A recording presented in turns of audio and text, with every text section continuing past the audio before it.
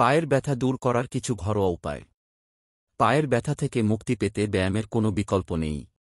মজবুত পা শরীরে ভারসাম্য বজায় রাখে, স্থিতিশীলতা বৃদ্ধি করে, যে কোনো আঘাতের প্রবণতার হ্রাস করে। কিছু অনুশীলন রয়েছে যা বাড়িতে বসেই যে কোনো সময় করা যায়। এই সহজ ব্যায়ামগুলো পায়ের ব্যথা কমাতে সাহায্য করবে। পায়ের আঙুলগুলো বেঁকিয়ে ব্যায়াম করা। কয়েকটি ধাপে এই সহজ ব্যায়ামটি করতে পারেন। পা মেঝেতে রাখুন। এবার পায়ের আঙুলগুলো নিচের দিকে বাঁকিয়ে নিন। কিছুক্ষণ পর আবার স্বাভাবিক করে নিন। এইভাবে ৫ বার একই পদ্ধতি অনুসরণ করুন। এরপর পা সোজা করে রাখুন। ব্যায়ামের স্থান পরিবর্তন করতে পারেন।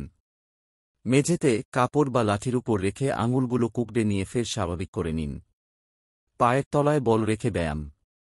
প্রথমে মেঝেতে একটি গল্ফ বল বা ছোট মাপের বল রাখুন। তার উপর সোজা হয়ে দাঁড়ান।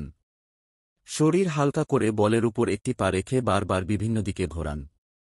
কমপক্ষে ৫ মিনিট ধরে একটি পা করার পর অপর পা একইভাবে এই পদ্ধতি অবলম্বন করুন। পা টান করে ব্যায়াম। প্রথমে আপনার পা সামনের দিকে প্রসারিত করে মেঝের উপর আরাম করে বসুন। এবার একটি তোয়ালে বা রেজিস্ট্যান্স ব্যান্ড নিন। এক প্রান্ত নিজের হাতে ধরার পর অন্য প্রান্ত একটি পায়ের দিকে রাখুন। এবার এটি টেনে নিজের দিকে একবার, আবার পায়ের দিকে টানুন। একটি পায়ে ১-০ বার করার পর তারপর অন্য পায়ে একই পদ্ধতি অনুসরণ করুন। পায়ের আঙুলের ব্যায়াম। পা সামনের দিকে রেখে মেঝেতে বসুন। এবার পায়ের আঙুলগুলো ধরে রাখুন ও একটি একটি আঙুল পিছনের দিকে টেনে ধরুন। ১-০ সেকেন্ডের জন্য ধরে রাখার পর অন্য পায়ের জন্য একই ব্যায়াম করুন। গোড়ালির ব্যায়াম।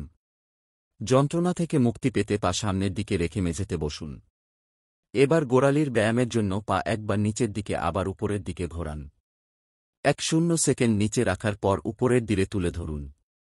এইভাবে ৫ বার করার পর অন্য পায়ে একইভাবে ব্যায়াম করুন।